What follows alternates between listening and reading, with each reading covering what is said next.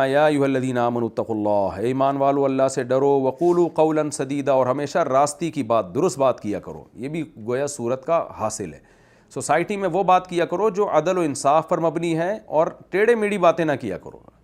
سدیدہ کا مطلب سچی بات نہیں، سچی سے بھی اوپر کی چیز ہے۔ بیلنس بات کیا کرو، بیلنس بات، کہ راستی کی بات جس کو اردو میں کہتے ہیں، جس کو ہم آسان ترجمہ کریں گے سیدھی سیدھی بات کیا کرو، باتوں کو گھمایا نہ کیا کرو، پروپیگنڈے والی باتیں نہ کیا کرو، منفی پروپیگنڈا نہ کیا کرو، کیونکہ یہ سارا یہی مضمون چل رہا ہے نا۔ اور یہ جب ہی ہوگا جب اللہ کا ڈر ہوگا، تو اس لیے اللہ کا ڈر کا پہلا تذکرہ کیا۔ تو اس کا فائدہ کیا ہوگا؟ یصلح لکم اعمالکم، اللہ تمہارے اعمال کو بھی سیدھا سیدھا کر دے گا۔ اس سے پتہ چلتا ہے انسان کی زبان کا انسان کے اعمال پہ اثر پڑتا ہے۔ جب آپ بات سیدھی کریں گے نا تو آپ کے عمل بھی سیدھے ہوتے چلے جائیں گے، باتیں ٹیڑھی میڑھی کریں گے تو اعمال بھی ٹیڑھے میڑھے ہو جائیں گے۔ وَيَغْفِرْ لَكُمْ ذُنُوبَكُمْ، اور دوسرا انعام تمہیں یہ ملے گا کہ اللہ تمہارے گناہوں کو بھی معاف کرے گا اگر تم سے کبھی کوتاہی ہو جائے۔ تو سیدھی بات کرنے سے آپ کا عمل بھی سیدھا ہوگا اور آپ کے گناہ بھی معاف ہوں گے۔ یہ خطبے میں، یہ نکاح کے خطبے میں یہ آیت پڑھنا سنت ہے۔ تو گویا دولہا دلہن کو بتایا جا رہا ہوتا ہے کہ ابھی سے تم جو ہے نا سیدھی بات کرنا سیکھو، تاکہ تمہارے اعمال کی اصلاح ہو اور آگے تمہارے درمیان جھگڑے پیدا نہ ہو۔ وَمَن يُطِعِ اللَّهَ وَرَسُولَهُ فَقَدْ فَازَ فَوْزًا عَظِيمًا، جو اللہ اس کے رسول کی اطاعت کرے گا وہ تحقیق بہت بڑی کامیابی پر فائز ہو گیا۔ تو سیدھی سیدھی بات کرو، اس میں اللہ رسول کی اطاعت ہے، اس سے کامیاب ہوگے۔ اِنَّا عَرَضْنَا الْأَمَانَةَ عَلَى السَّمَاوَاتِ وَالْأَرْضِ وَالْجِبَالِ۔ اب اللہ آگے ایک شکایت پر اس صورت کو ختم کر رہے ہیں کہ اس صورت میں بھی اللہ نے بہت سارے احکام دیے، پورے قرآن میں بھی۔ تو اللہ فرماتے ہیں ہم نے عالم ارواح میں سب سے پہلے یہ احکام اس کائنات پر پیش کیے تھے، آسمانوں پر اور زمین پر، یعنی انسان کے علاوہ مخلوق پر ہم نے پیش کیے تھے کہ تم بار امانت اٹھاؤ، یعنی مکلف بنو اعمال کے۔ اس کا ہوتا کیا، اگر یہ دیکھیں اس سے پتہ چلتا ہے، اور قرآن اور حدیث کی دوسری نصوص سے بھی، کہ ہر بے جان میں بھی نا اللہ نے ایک خاص نوعیت کا شعور رکھا ہے، کچھ نہ کچھ شعور رکھا ہے۔ اس پر میں پہلے کئی دفعہ دلائل سے تفسیر کے لیکچرز میں بات کر چکا ہوں، دوبارہ ریپیٹ نہیں کروں گا۔ ان کے حساب سے تو اللہ تعالیٰ نے انسان کو بنانے سے پہلے اس کائنات پر یہ ذمہ داری ڈالی کہ تم اللہ کے احکام کا بوجھ اٹھاؤ، تو اللہ تمہیں پھر کچھ احکام دے گا، تم نے ان احکام کو پورا کیا تو اس پہ تمہیں بہت زیادہ انعام و اکرام دے گا وہ، اور اگر ان احکام میں تم ناکام ہو گئے تو وہ تمہیں سزا دے گا۔ تو زمین آسمان جتنے بھی اور مخلوق ہے اس پہ اللہ نے یہ بار امانت پیش کیا اور ایک خاص شعور ان کو دیا تاکہ وہ اللہ کی بات کو سمجھ سکیں۔ لیکن اللہ کہتے ہیں وہ ڈر گئے۔ ڈر اس بات سے گئے کہ اگر ہم لالچ میں آئے اور ہم نے اس لالچ میں ان احکام کا بوجھ اٹھا لیا کہ اگر ہم اللہ کے احکام کو پورا کریں گے تو ہمیں بھی انعام و اکرام ہوگا، اب وہ جنت کی صورت میں ہو یا کسی اور طرح سے ہو، وہ اللہ ہی بہتر جانتا ہے، اس کا اللہ نے ہمیں تذکرہ نہیں کیا، تو ٹھیک ہے انعام تو ہمیں مل جائے گا، لیکن اگر ہم نے اس بار امانت میں کوتاہی کی تو پھر سزا بھی تو ملے گی۔ تو بھائی بہتر یہی ہے کہ یہ بار امانت اٹھاؤ نہیں، ایسے ہی چلتے رہو تاکہ ہم سے حساب و کتاب ہی نہ ہو۔ تو اللہ کہتے ہیں یہ بار امانت ہم نے پیش کیا تھا آسمانوں اور زمین پر، اور علماء کہتے ہیں کہ یہ جب الستو بربکم کا اللہ نے معاہدہ لیا نا انسانوں سے، یہ اس سے پہلے ہوا ہے، تو تمام مخلوق جنات اور انسانوں کے علاوہ وہ اس سے عاجز آ گئی اور وہ ڈر گئے کہ بھئی ہم ایسے ہی رہیں تاکہ ہم سے حساب و کتاب نہ ہو۔ اگر وہ بار امانت اٹھا لیتے تو علماء کہتے ہیں کہ پھر ان میں اس سے زیادہ شعور دے دیا جاتا جتنا اب ہے، کیونکہ شعور کے بغیر انسان کو آزمانا ممکن نہیں ہے، تو اللہ تعالیٰ ان کو اور زیادہ شعور دے دیتے، لیکن انہوں نے اس بار امانت کے اٹھانے سے انکار کر دیا۔ وہ اشفقن منہا، اور گھبرا گئے۔ لیکن اللہ کہتے ہیں جب انسان پہ ہم نے یہ بار امانت پیش کیا تو اس نے اس امانت کے بوجھ کو اٹھا لیا۔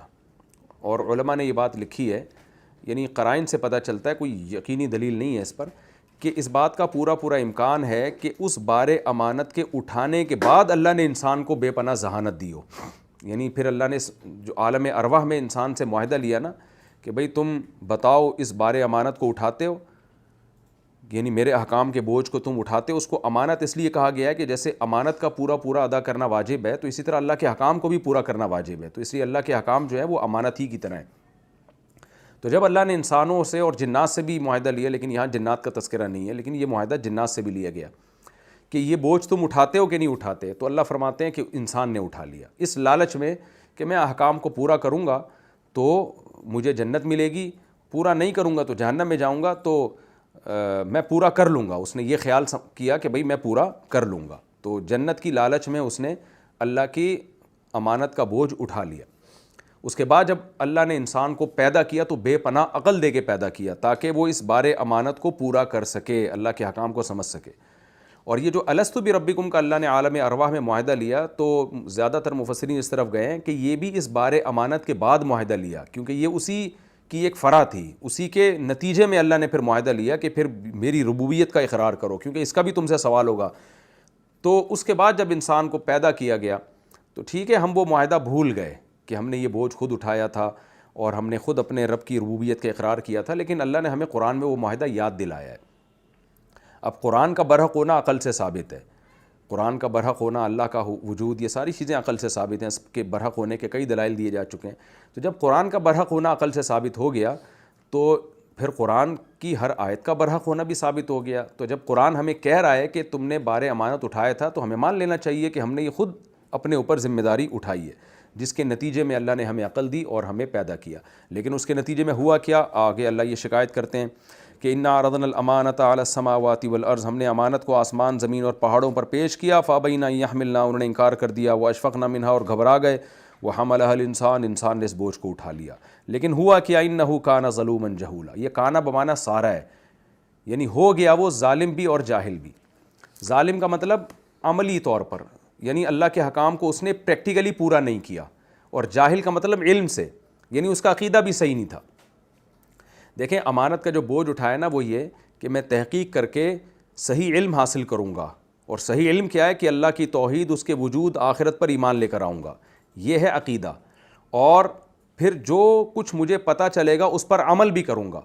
تو عمل نہ کرنے کو ظلم سے تعبیر کیا گیا, اور عقیدہ صحیح نہ کرنے کو جہالت سے تعبیر کیا گیا, کیونکہ جہالت کی دو قسمیں, ایک دنیاوی علوم کی جہالت اور ایک اللہ کی باتوں سے جاہل ہونا. تو اللہ کہتے ہیں انسان جو تھا وہ اس بار امانت میں پورا نہیں اترا, اور وہ پریکٹیکلی بھی کوتاہی کی اس نے, جس کو اللہ نے ظلم سے تعبیر کیا, اور یعنی علم کے لحاظ سے بھی, یعنی اس بار امانت کا علم بھی اس نے حاصل نہیں کیا. یعنی شریعت کا علم کہاں لوگ حاصل کرتے ہیں, اور علم حاصل نہیں کرتے, اس کی وجہ سے نہ ان کو حلال و حرام کا پتہ چلتا ہے اور نہ ان کو توحید کا پتہ چلتا ہے.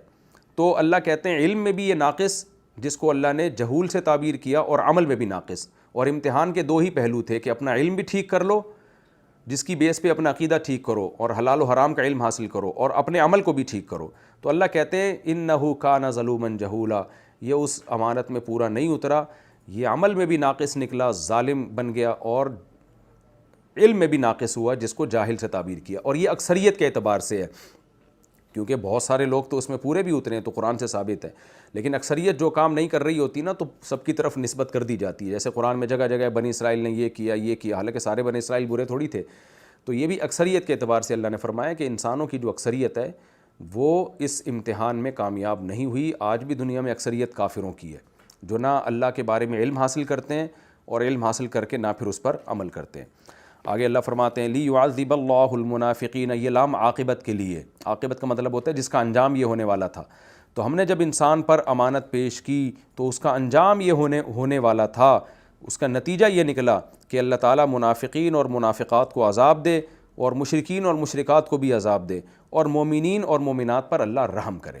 ظاہر ہے جب بھی امتحان ہوتا ہے تو اس کا رزلٹ یہی نکلتا ہے, ناکام ہونے والوں کو سزا اور کامیاب ہونے والوں کو کامیابی. تو ناکام ہونے والے دو فریق ہیں, ایک منافق اور ایک کافر. تو دونوں کو اللہ نے پھر کیا کیا کہ اس کا نتیجہ یہ نکلا کہ اللہ ان کو عذاب دے اور مومنین پر اللہ تعالیٰ رحم کرے. وکان اللہ غفور الرحیم, اور اللہ مغفرت کرنے والا اور رحم کرنے والا ہے.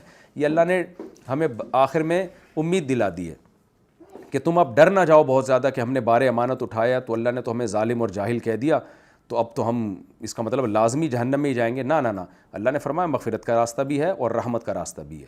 اگر تم سے اب تک کمی کوتاہی ہوئی ہے, تم ظلوم اور جہول بن کے زندگی گزار رہے ہو, تو توبہ کرو, اللہ معاف کرے گا, اور چھوٹی موٹی کوتاہیوں میں اللہ ویسے ہی رحم کر دے گا, اپنا فضل کرے گا. یہ ہماری صورت الحمدللہ کمپلیٹ ہو گئی, بہت ہی شاندار